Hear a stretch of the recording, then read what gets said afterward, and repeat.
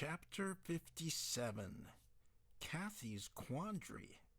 On the ride back to Cross the next morning, Pete told Gabe, Eric, and Conchita about the hospital Tris and Karen were building in Nuevo Comienzo, a village along the Gulf Coast of Mexico.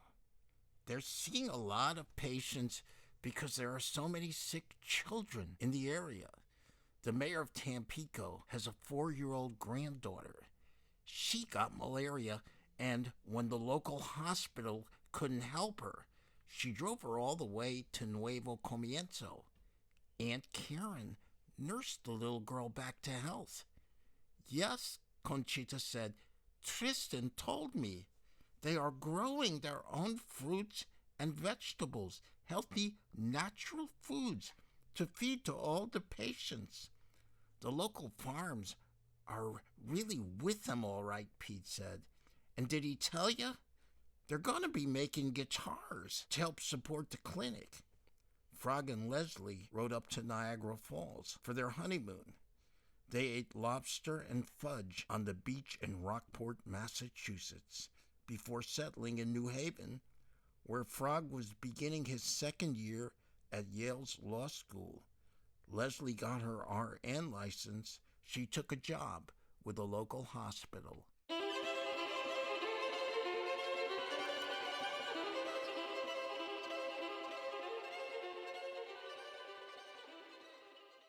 Gabe was still seeing Cliff once a month. I find myself thinking more and more about all the things Tris did for me and everything he gave up. It's impossible not to think about him, Cliff, especially whenever I'm out of town and I'm sleeping in that amazing truck he gave me when we lost the house. Cliff nodded. Gabe continued. I sort of stuck my foot in it, 'cause Dennis told me he was in love with Kat, and I kind of played Cyrano there, but now I wonder if I should have done that, 'cause I know Tris really loves her. It's so obvious. Now that I saw him again, I feel like I betrayed him. But weren't you motivated by love? I thought I was. So what's the problem then? Guilt? Exactly. So what do you want to do with it? I think I'll fly down to Mexico and see Tris. I'll work at the clinic for a week or two. You want to do penance? No, that's not it, Cliff. It's just something I need to do.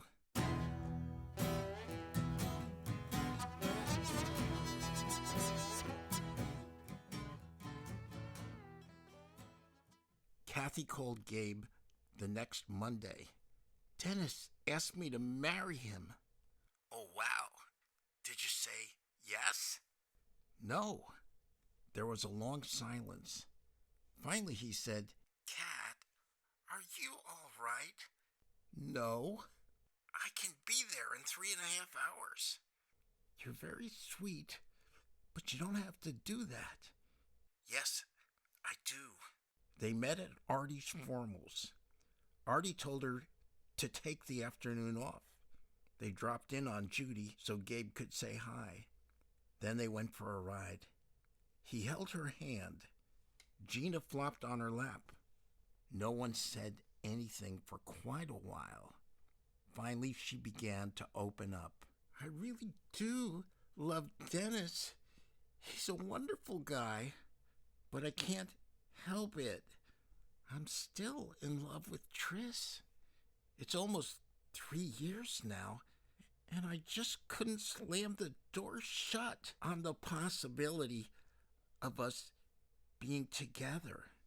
Did you tell Dennis that? No, I couldn't hurt him like that. So what did you say? I said, I really love you, but I'm just not ready yet. He's been so sweet to me, and I really, really love him. He knows that.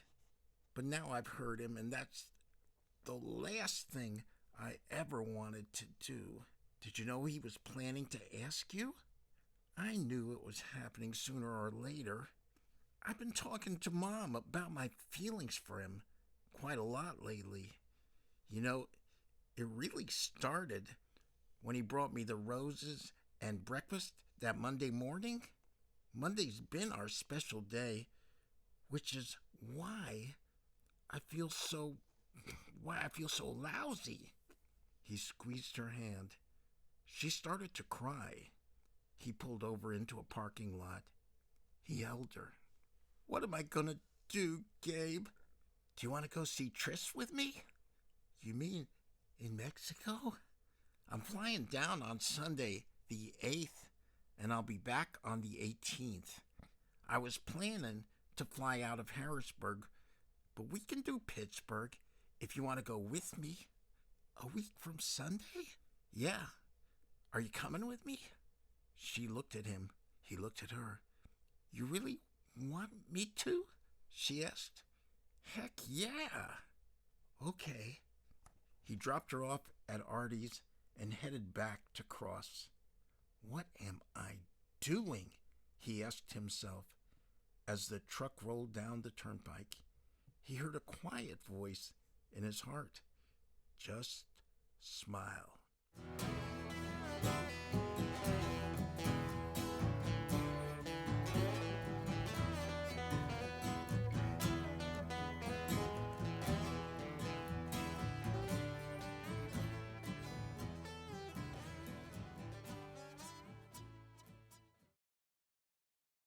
Chapter 58, Viva Mexico.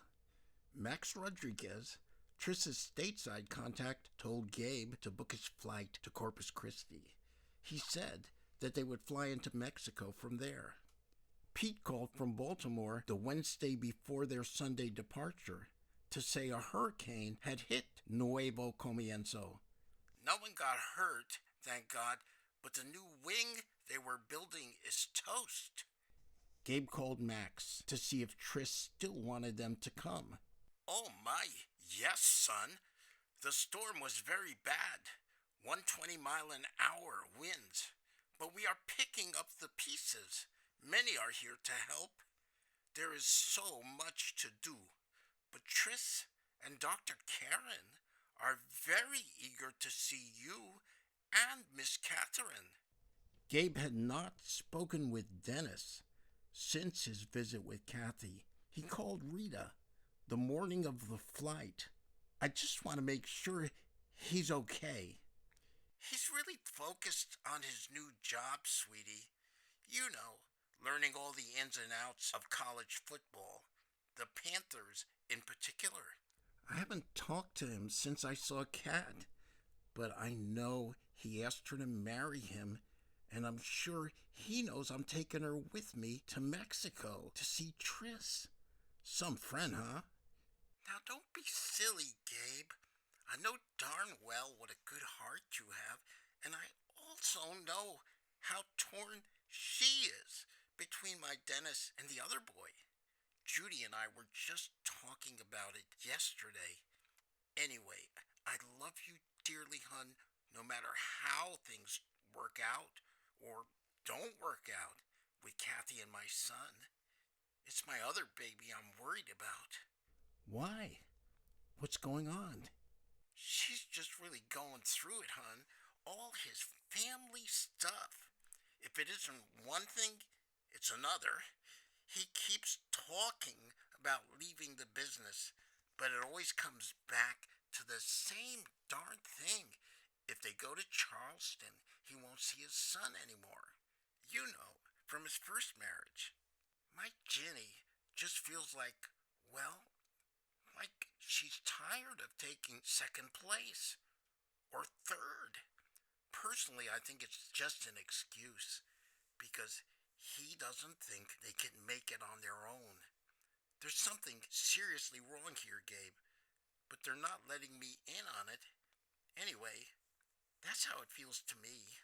I don't know what to tell you, Rita, other than that you and Dennis and Ginny are my family, and I know we'll be okay, 'cause we'll always have each other, and our love will see us through. Oh, I know that sounds corny, as all get out, but I have such a good feeling about us, just a really good feeling.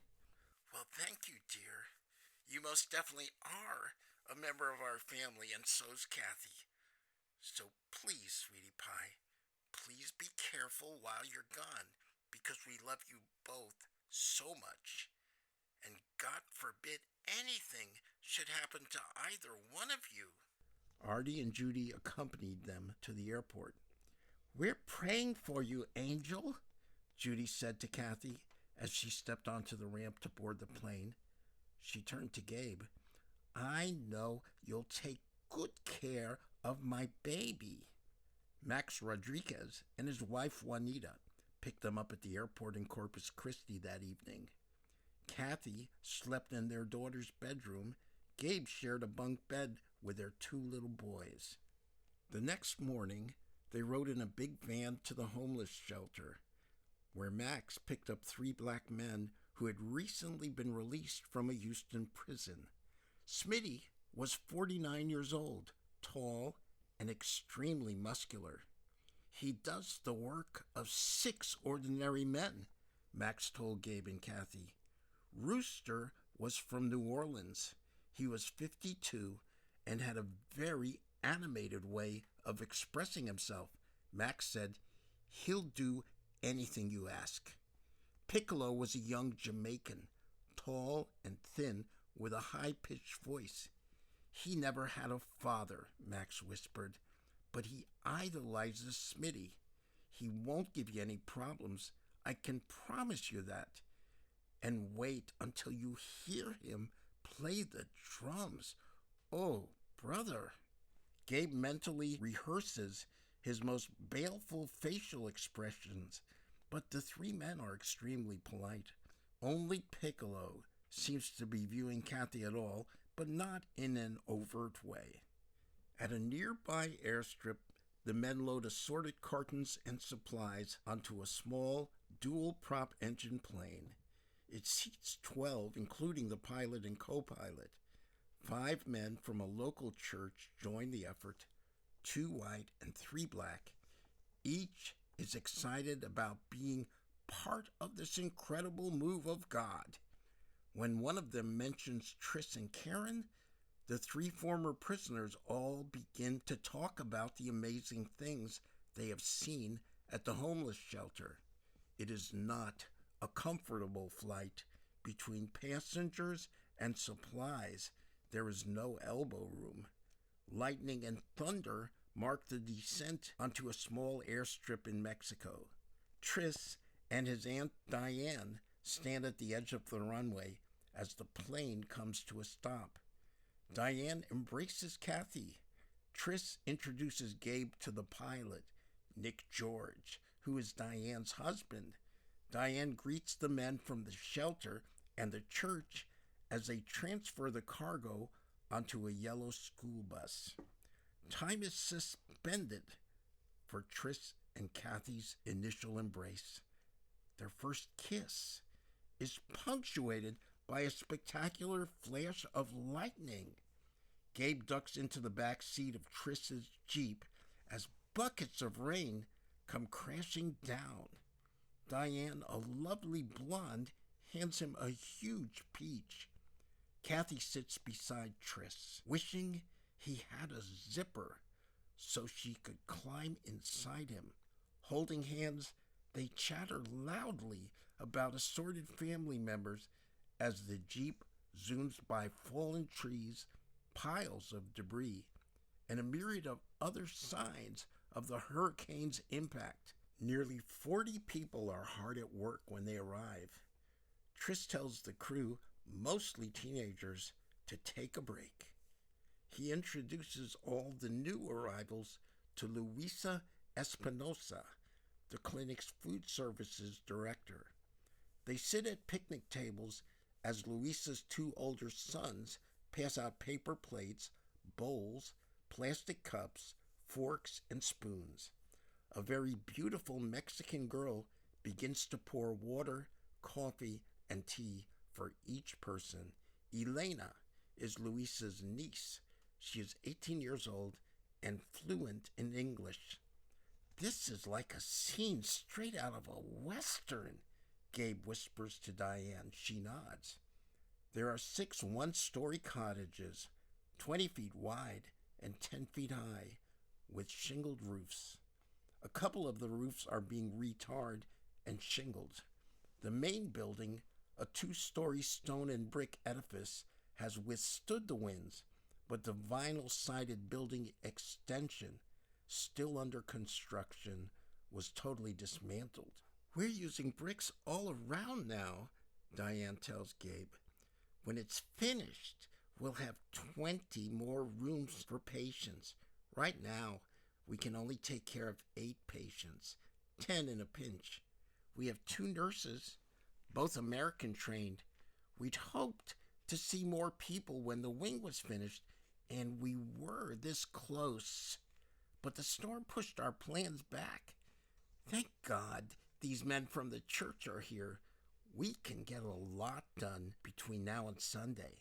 Luisa and Elena ladle Chilean rice into the bowls, and the workers load their plates with watermelon, pears, and strawberries from the Espinosa farm. Nick and his 18-year-old son, Monty, sit down as the food is served. "What a day," Nick says to Diane. "I hear you're a really great musician," Monty says. "Someone's being kind," Gabe says. Diane calls over a 15-year-old girl. She is tall and thin and very sweet. "Gabe, this is our girl Annette." "You're Pete's roommate, right?" she says. "Yeah." "I heard all about Wellspring and Murphy's Lamb. Do you guys live down here?" Gabe asks.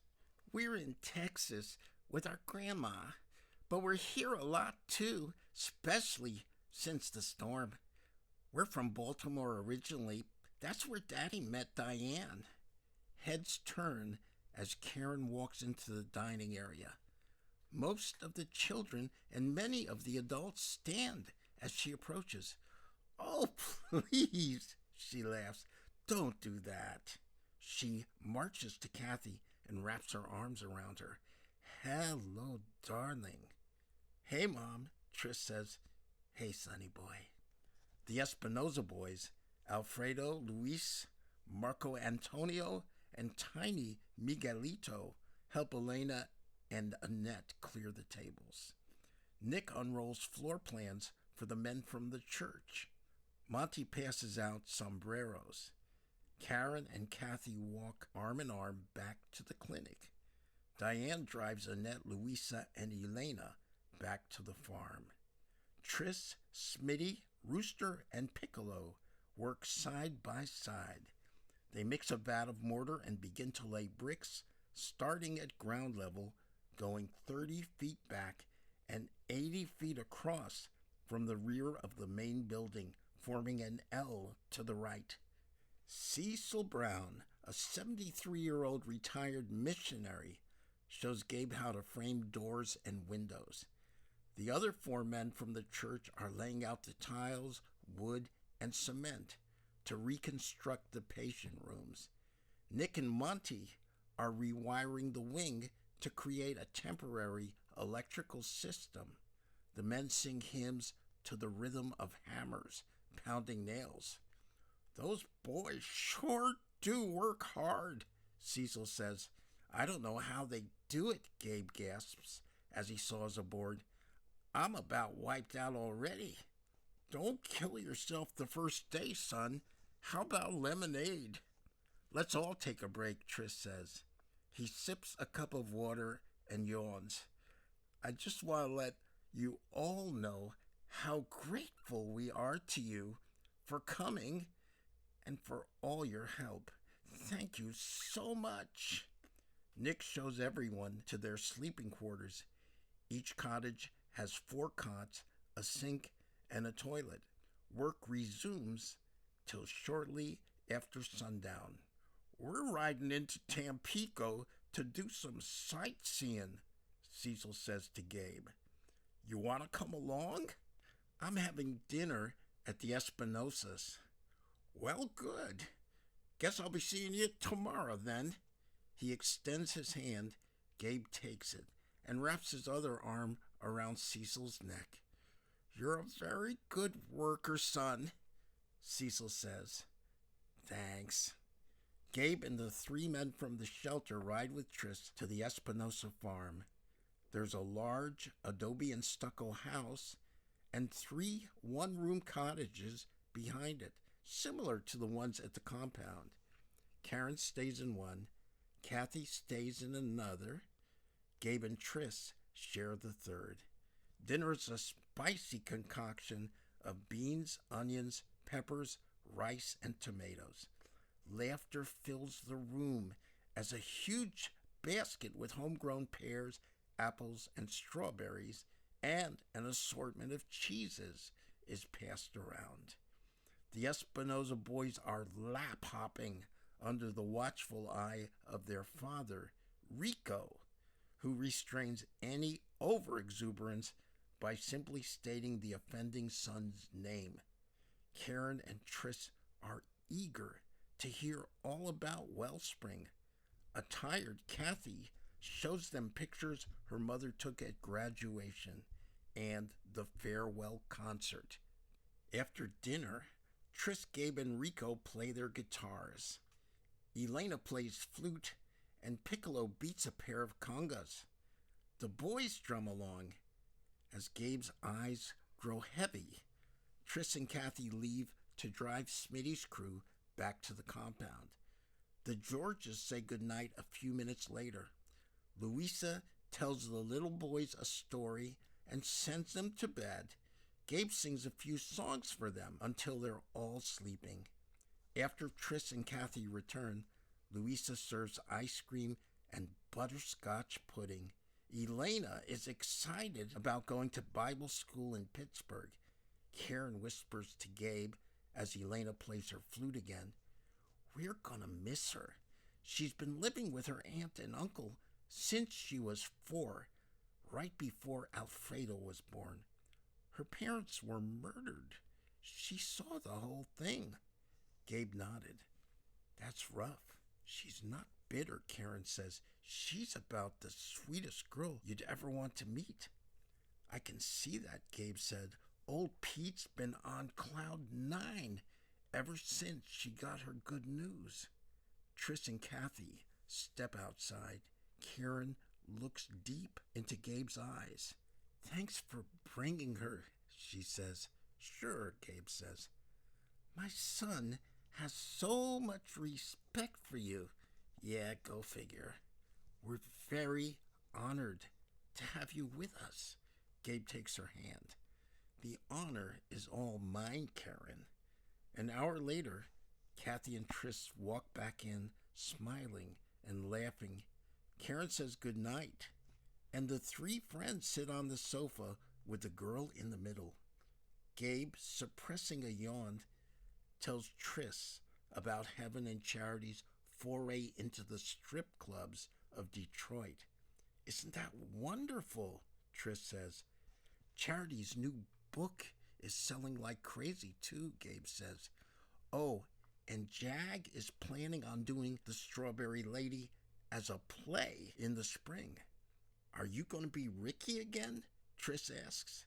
"Yeah, it's like I've got a disease.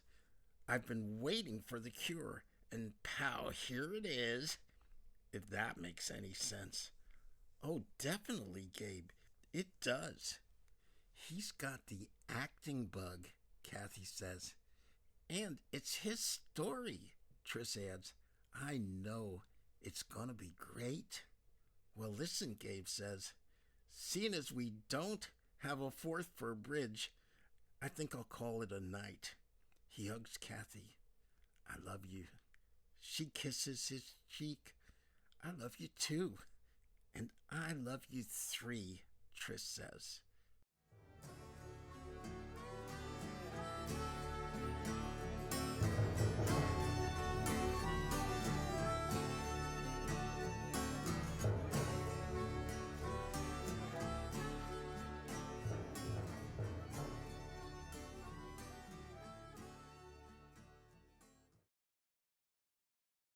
Chapter 59. Emergency. A rooster crows at daybreak. "Shut up," Gabe says. "Shut up, you stupid, obscene bird." "What's the matter?" Triss asks. "You don't like my alarm clock?" "Fried, maybe," Gabe says. "What time did you get in?" "Pretty late. We had a lot of catching up to do." "Yeah?" Triss nods. "So, how's the housemobile running?" "Like a champ." "That's great. Did you let your brother drive it yet?" "I did. He loves it. He wants to get his own now and sell books, the whole bit." "He'd be one dynamite salesman," Triss says. "Yeah, for sure." "There's a shower in the big house. You want to go first?" "I already had mine." Louisa is serving scrambled eggs and fried potatoes with salsa as Gabe dresses in the bathroom. Cathy, radiant in jeans and a blue tank top, tells Karen her foot hurts. Karen examines it as Elena sits down. Gabe gazes in awe at Karen, Louisa, Cathy, and Elena gathered around the table. "This is what inspires artists to paint," he whispers to Triss, who nods somberly. A pickup truck pulls up outside. "We're getting an early start," Triss says, as he and Gabe climb in. Louisa runs outside to kiss Rico. The sun is breaking through as Monty, Rooster, Piccolo, and Gabe lay bricks alongside Triss and Smitty. Rooster tells Monty and Gabe in colorful language all about the underground economy in the Houston prison, how they obtain their drugs and make their weapons, what the items sell for, and how to conceal them, until Smitty says, "Okay, Rooster, that's enough of that." After a long lunch and a short nap, the effort resumes. In the middle of the afternoon, they take an extended musical break. Triss has new songs, both in English and in Spanish. Cathy hears them as she washes and folds linens and scrubs floors inside the clinic. "You don't look like you're feeling very well," Karen says. Cathy lays a palm on her midsection and shakes her head. "I think it's cramps." "Honey, you've been working all day. I think you need to chill for a little while. Diane, can you run our girl back to the house?" Diane oozes sympathy. "You got a bellyache, sweetie?" Cathy trembles and nods her head. "Now you go take it easy, honey," Karen says. "Okay? I'll see you at supper, all right? Di, give her some Alka-Seltzer and stay with her till I get there." Diane nods. She and Cathy slip out quietly. The men work until well after sundown. Karen is tending to Cathy in her guest house when Triss and Gabe return from the compound. "She's got a really high fever," Karen says. Triss is flustered. "What is this, Mom?" "Don't know for sure, honey. Probably a virus. Maybe the flu. It could be food poisoning." Cathy is shivering. Triss spoon feeds her chicken broth while the others have dinner in the big house. He sings for her. Elena stops in with tea and plays her flute. Gabe and Triss are singing love songs as Cathy closes her eyes and begins to snore peacefully. In the morning, Cathy wakes up in pain. When Karen rushes in, Cathy has her face in the commode. "Oh, you poor baby," Karen says. There's a knock on the door. It's Triss. "Cathy, are you okay?" Karen peeks out the front door. "Honey, I'm taking her to the clinic. Are you and Gabe riding in with Rico?" "Gabe's still in the shower. Rico left. I'm going with you, Mom." "It's going to be a little while, hon. Is Gabe feeling okay today?" "He's fine, Mom. We're just worried about Cathy. What is this?" "I don't know, sweetie. We'll find out." The men have been working on the building since daybreak. The outer structure is nearly finished when Triss pulls in. Cathy is shaking and moaning as Triss and Gabe gently walk her through the clinic front door. Her nose is bleeding as Karen takes her into an examining room. "I feel so dizzy," Cathy moans. Karen gives her a gown to wear and helps her into bed. "Drink this, sugar. It'll calm your stomach." Later, Triss and Gabe are singing to her when her pain suddenly intensifies. She sobs and groans and begins to thrash and kick her feet. Karen rushes in with one of her nurse's aides, a young Mexican woman. They sit on the bed, holding Cathy down as she thrashes. After several minutes, the shaking stops. Cathy pukes. She lies face down on the bed and cries. Triss holds her hand and tells her she'll be all right. Karen examines her swollen right foot. Gabe is gasping for breath as he nervously paces the floor outside. A young boy who has fallen off a horse screams as two men carry him into the emergency room on a stretcher. His mother, with her arm in a sling, is frantically sobbing that he needs help. A patient in another room is ringing his bell repeatedly. Karen's assistant gets up. As evening falls, the wiring on the extension is complete, half the floors are tiled, and most of the plumbing has been installed. Cathy is in and out of consciousness, moaning in obvious distress. Karen says her fever is down slightly. Triss and Gabe take turns sitting with her as she lies on her cot twitching.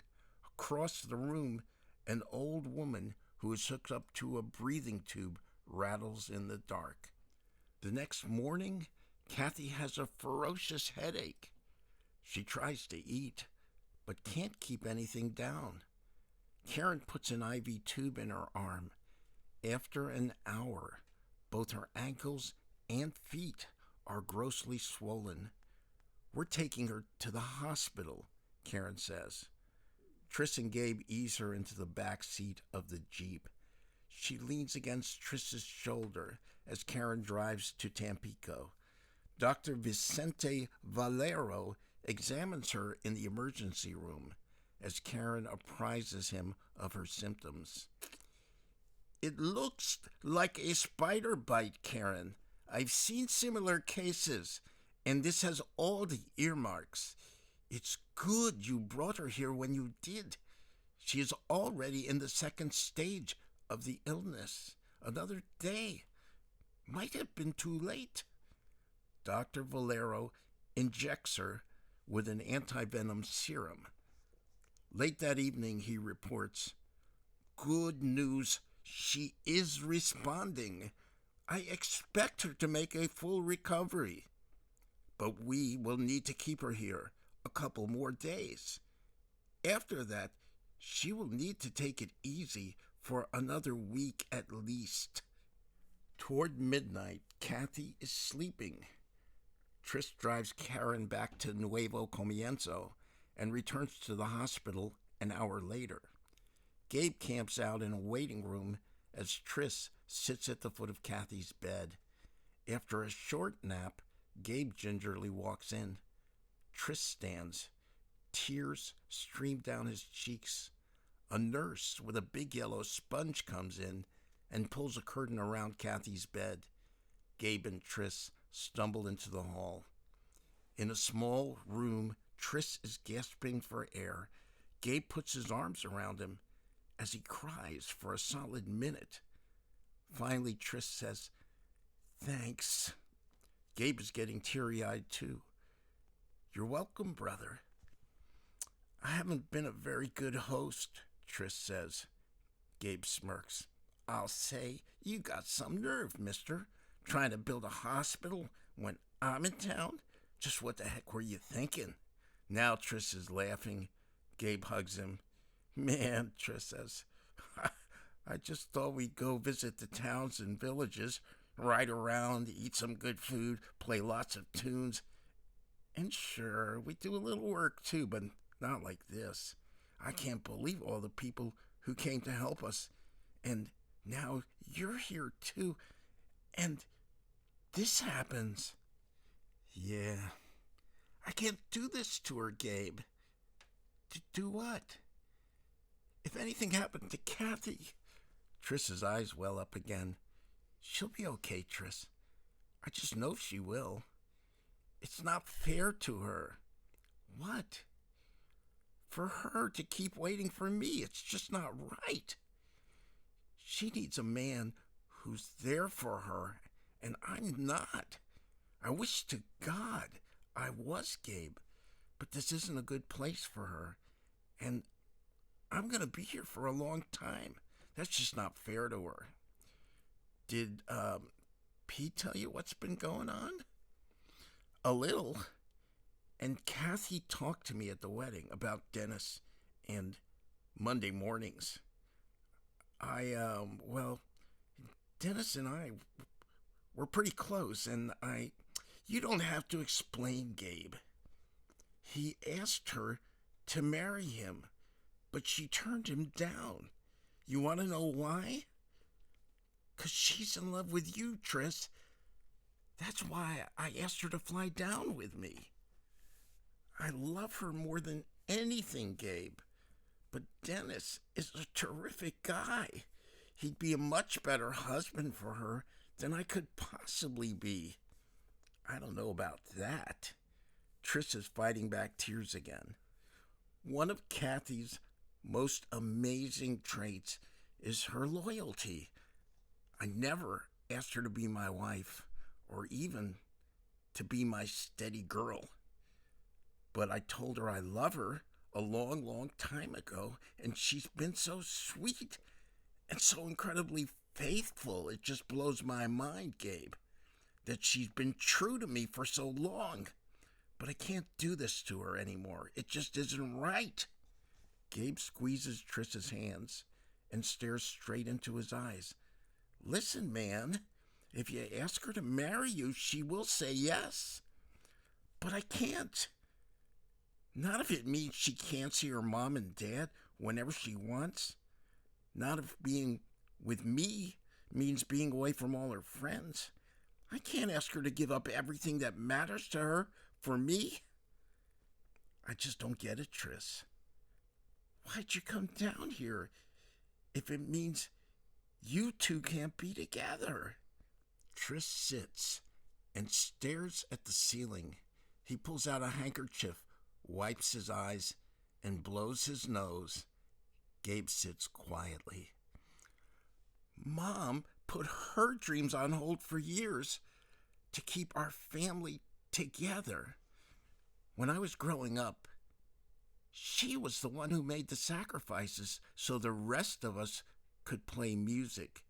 She never complained about it. Not even once. When I started with Dare to Be Great, I thought sure we'd both wind up in Philadelphia and she'd get back into private practice. I figured when Cathy graduated, we could make a life together, and that is all I could ever have asked for. But 2 days after I got to L.A., there was a shootout at the college. I wasn't even unpacked, Gabe. Brother Waters and I went there to look for Yvette. He got slugged by a guy, and I wound up doing something I hoped I'd never do. I hurt someone. You defended yourself. It was more than that. I really wanted to hurt him. You did what you had to do. I thought it would be okay. Once I got to Philly, and I loved what was happening there. But then Brother Waters and Brother Piper had a parting of ways. 'Cause of Yvette? Yeah, when Ted took over the homeless shelter in Texas. I knew I had to help him. So I resigned my position.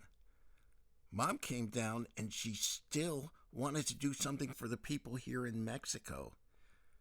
I knew God put it in her heart, and since we started here, it's really all I could have ever asked for. To help people, to actually make a difference between someone living or dying. And Mom's back with her sister, too. You saw how close they are. I really like being around my aunt and uncle, and my cousins, and the Espinosas.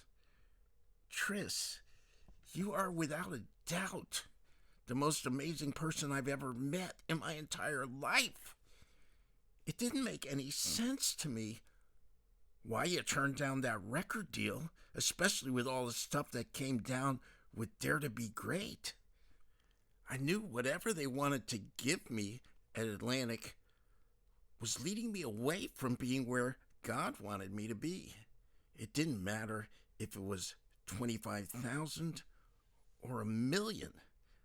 I loved Dare to Be Great the same way I loved Wellspring. Then things fell apart, but it was okay. I wound up here, where I belong. For how long? I really don't know. But I do know I can't ask Cathy to give up everything that matters to her just to be with me. But you're what matters to her. Because she gave her heart to me, Gabe. Now I have to give it back. Are you sure? I'm sure. Choosing between right and wrong is easy. It's much harder choosing between right and right. That's when you ask yourself, what would the master do? It isn't always the easier path. In fact, it hardly ever is.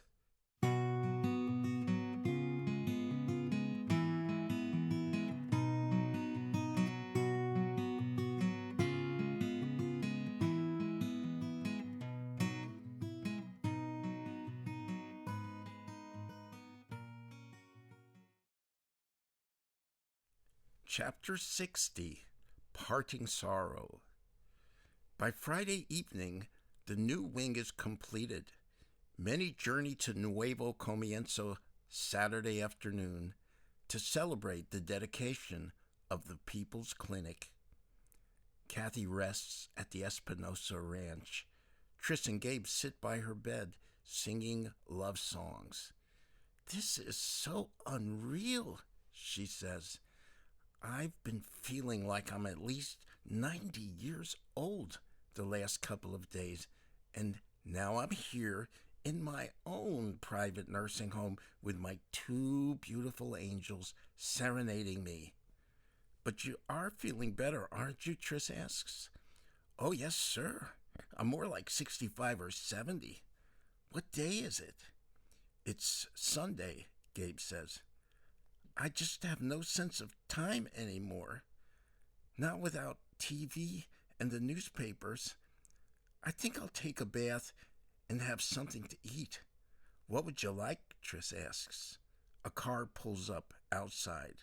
4 little boys burst in, hollering, Miss Cathy, how are you? Miss Cathy, are you all right?"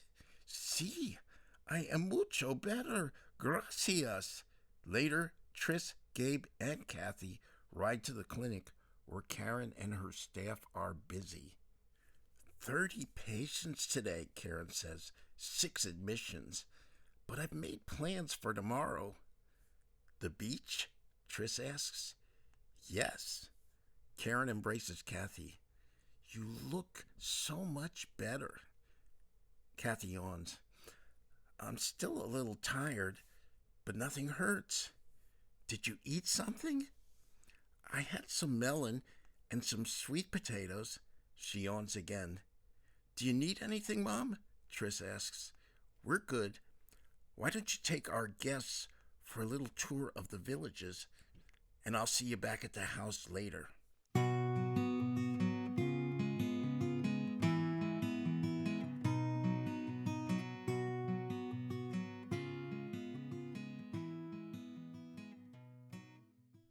Monday morning, the clinic is closed. 2 nurses and 2 aides care for the patients. Karen sits on a blanket with Gabe at the Tampico beach. Tris and Cathy walk along the Gulf of Mexico. They frolic joyously as the sun shines on the water. I sure am glad she's okay, Karen says. I was so worried about her, Gabe says. Yeah, me too. So do you know what's happening with them? He told me they were breaking up. That's what he told me too. But I think he's having a hard time pulling the trigger. Maybe he's had a change of heart. I think they're perfect for each other, Gabe says. Well, so do I, hun. But he somehow convinced himself she'll be happier with the other boy. I can't get over it. How he just never wants anything for himself. I told him he doesn't have to take care of me. I'm a big girl. Gabe laughs. Yes, I can see that. Karen blushes. So what about you, Gabe? Got a special girl in your life? Me? I always fall for the one I can't have. Either that or 2 at once. And they both dump me. It's all about timing, dear.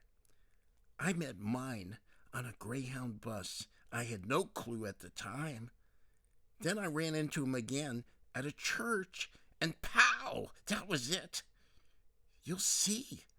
God's sending the perfect one at just the right time. You'll know it when it happens. Tris and Cathy walk further along the beach. Gabe wonders, is this the scene where the boy gives the girl her heart back? So, who owns the clinic anyway? He asks as the 2 figures shrink from view. A church donated the property, Karen says. The priest, Father Torres, said it was God's will. His brother was a doctor. He used to travel through the villages, seeing all the people who couldn't afford to go into the city.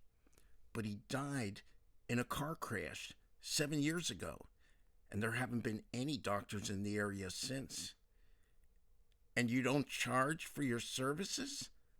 No. The church in Corpus Christi has helped us a lot, but we want to be self-sustaining. We grow our own food. That's what the Espinosas are doing. And we should have our own guitar factory up and running soon. It only costs about $40 to make a guitar you can sell for $300 or $400 in the States. So if we can make 10 or more a week, we can hire more people. Tris thinks he and Monty can do 20 or more. Does he still sell books? A couple days a week when he's in Texas. Thunder and lightning shake the sky. Cathy and Tris run for cover in a rugged gazebo. He holds her close. I love you, Cathy. I'll always love you.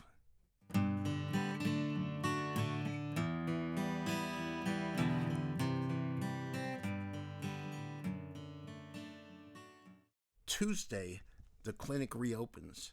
Tris, Gabe, and Monty work side by side, furnishing patient rooms. Cathy assists Karen with the paperwork. In the afternoon, Tris, Cathy, and Gabe ride through some of the neighboring villages where people live in very humble circumstances. Tris talks to people in the fields. He finds out who is sick and jots down their names, locations, and symptoms. We pick them up in the morning if they don't have transportation, Tris says. The mayor of the town is visiting the clinic when they return. That's Rodrigo, Tris says. He's 80. He's 80? Gabe says. He sure doesn't look it. He left the priesthood at age 50 to marry a young woman. They have 6 children and grandchildren too, and a grocery store in the village. Almost 30 years now. He's been our mayor for the last 20. Tris introduces his friends. I have heard so much about you, Catherine, Rodrigo says. That is the name of my beloved, Catherine. I can see now why the young man's eyes light up every time he speaks of you. Is that so? Cathy says. It is so, and Gabriel, I am told you sing like an angel. Will you honor me with a song? Tris goes to fetch a guitar. Karen sees the mayor and runs over to embrace him. Oh, Karen, so very lovely and so very good. I have brought you supplies. Oh, Rodrigo, you're so sweet and so kind. It is my employees. They all want to help. Gabe sings, I'm telling you now. That is beautiful, Rodrigo says. And you wrote that? Such a romantic song. I love it. I just love it. Tris and Cathy spend the rest of the afternoon walking around the compound. Gabe plays many songs for Monty and Annette. The clinic buzzes with activity. Diane takes pictures. Elena plays her flute. I really love it here, Gabe tells Monty, but I'm ready to get back to good old PA. Yeah, Monty says, you can get paid to sing there. Yeah, we just need to find a new drummer. The celebration continues at the Espinosa Ranch. Beautiful women laugh and sway as the music plays, and the little boys are bouncing and playing with bright, happy faces. Gabe heads to his room after Tris and Cathy disappear. Karen hugs him tight. I've enjoyed your visit so much, Gabe. I wish you could stay just a little longer. It did go awful fast. She gives him a sweet little kiss on the lips. Good night, Gabe. Where is my life headed, he wonders, as he lies in his bed. It isn't here. Not now, anyway. As he begins to drift off to sleep, he feels the sadness as Tris tiptoes in. Did you tell her? Tris sighs deeply. Yes, I told her. Are you all right? Not too great, Tris says. I heard her. Do you feel like you did the right thing? Gabe asks. Yes. It would have been cruel to keep her hanging. I'll help her get through it. You're a true friend, Gabe. So are you, Tris.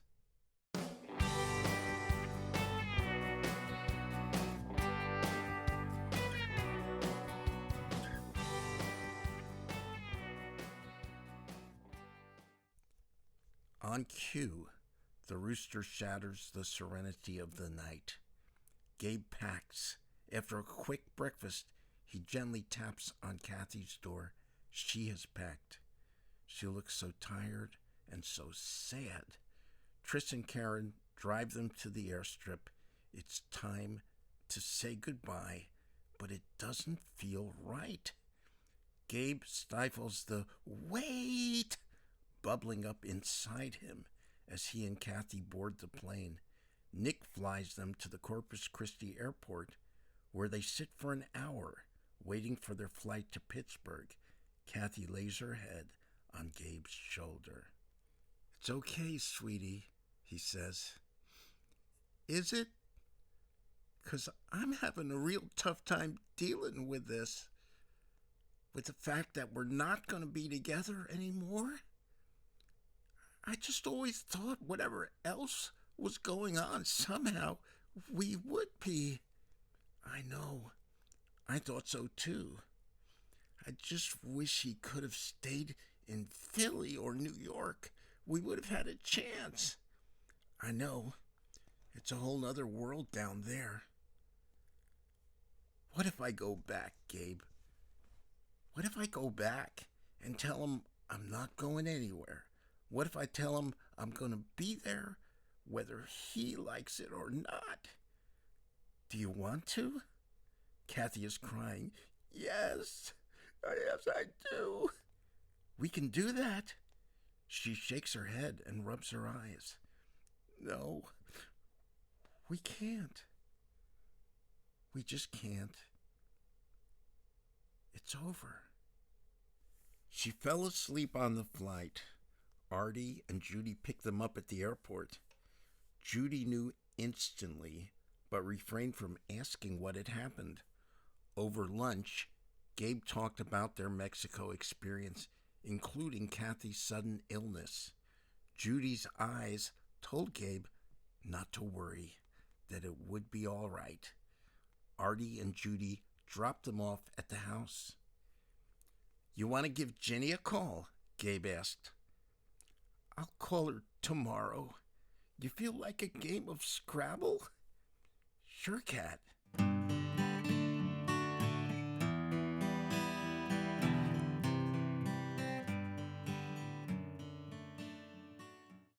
Cathy went to work with her parents early the next morning. Gabe rode into Pittsburgh, where Dennis was waiting for him at an upscale diner. So, do you still love me, Den?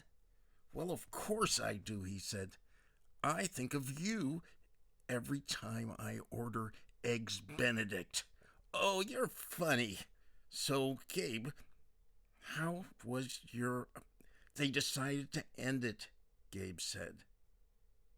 Really? Yeah. Is she okay? I think so. Are you? Well, he nodded his head several times. Yeah. Things are looking up, I'd say.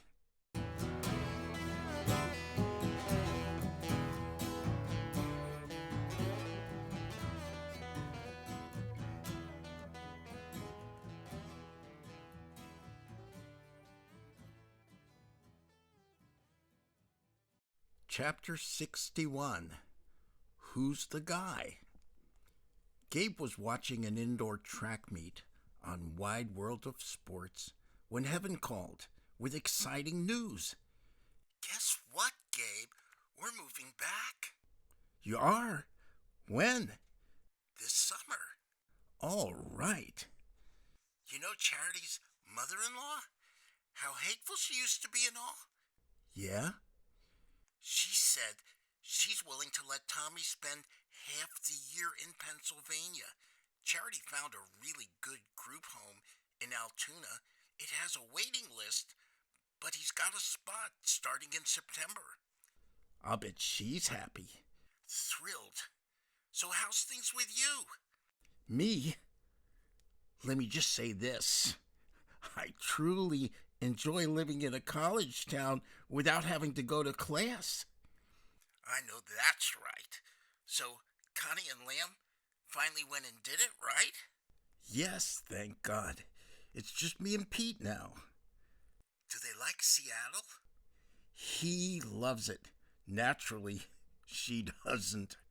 She will, when she finds work. Did you get your invite to John and Betty Lou's wedding? Yes, but we're going to be in New York for the David Susskind show. Wow. First Phil Donahue, now this? He is fascinated with her, Gabe, not just as a writer, but the work we're doing with the women. How's that going? It is harder than we thought, that's for sure. We were up to 6, but Trisha kept sneaking off to get loaded, and Melanie went back to her husband. Not a nice man. And Rachel? She's in jail. Wrote some bad checks. Marie? Marie's doing great. She might be coming east with us. So did you see Valerie on American Bandstand? Of course.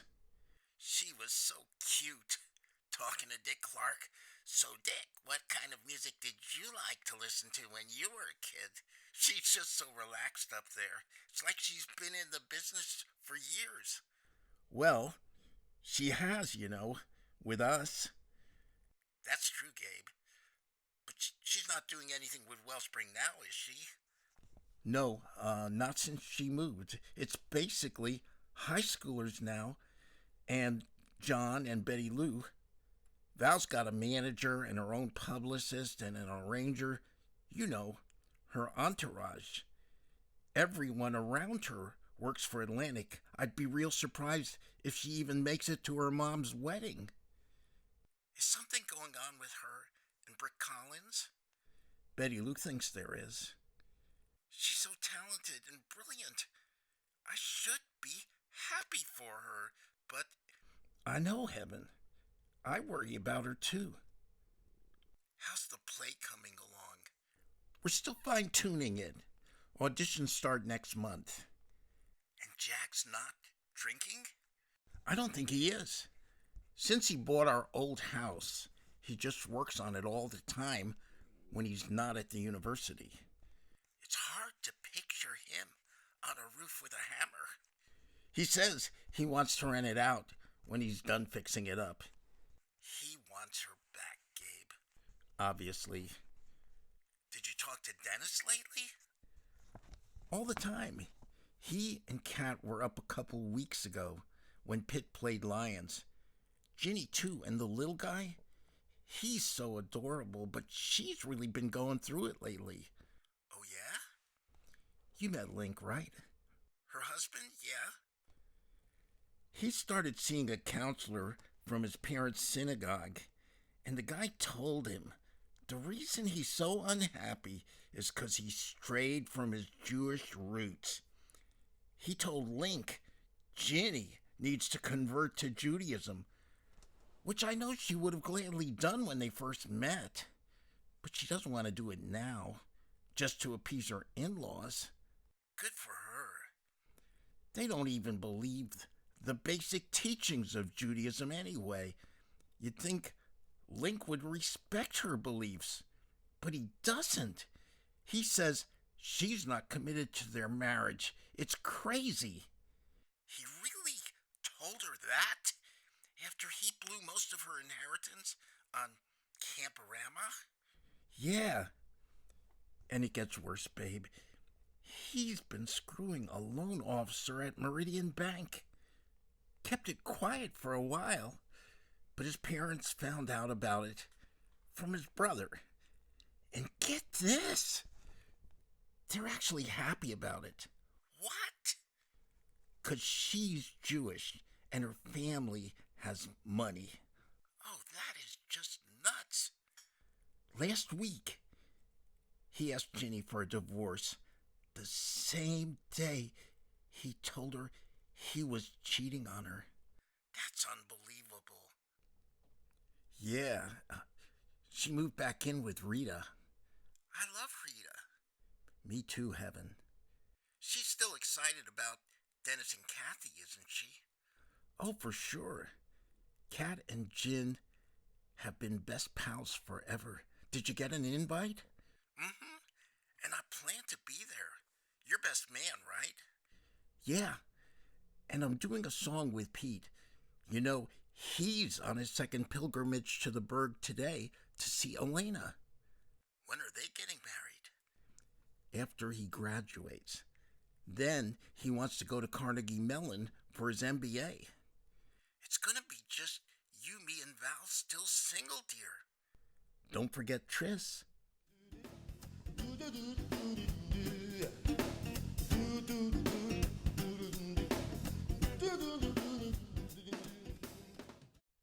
At Brick Collins' 14th floor apartment overlooking Central Park, Val was wowing an inebriated multitude that flocked around her keyboard. Definitely my best birthday ever, Brick said as he leaned over the inverted chessboard and took another snort of cocaine. This chick's gonna be huge, Brick, said Charles Artanis, his manager. Brick handed Charles a rolled-up 20. No foolin', he said. His nose twitched as he stuffed a handful of salted peanuts in his mouth. So, are you and her? Don't be so nosy, Charles. Honestly, Brick, you're old enough to be her. Zip it, Charles, for crying out loud, man. You know, age is just one more worthless statistic. Selling records is what counts. Packing holes and getting all the ink we can while we can for as long as we can. Well, you're certainly doing that, old boy, aren't you?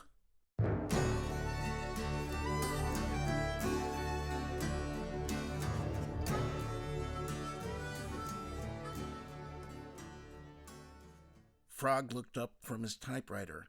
How's Lynn? Guy troubles, poor thing. Leslie unbuttoned her uniform and slipped into a green jumpsuit.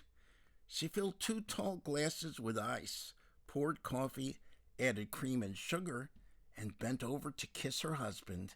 She handed him his drink and plopped on the recliner with hers. She knows he's an alcoholic, even if he won't admit it, Leslie said. His first wife told her how abusive he is. Her brother made sure she read the police report, but she's still marrying him.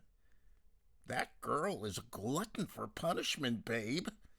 She swears he's her soulmate, as in sole of his feet, as in sole beneficiary of her life insurance policy counselor.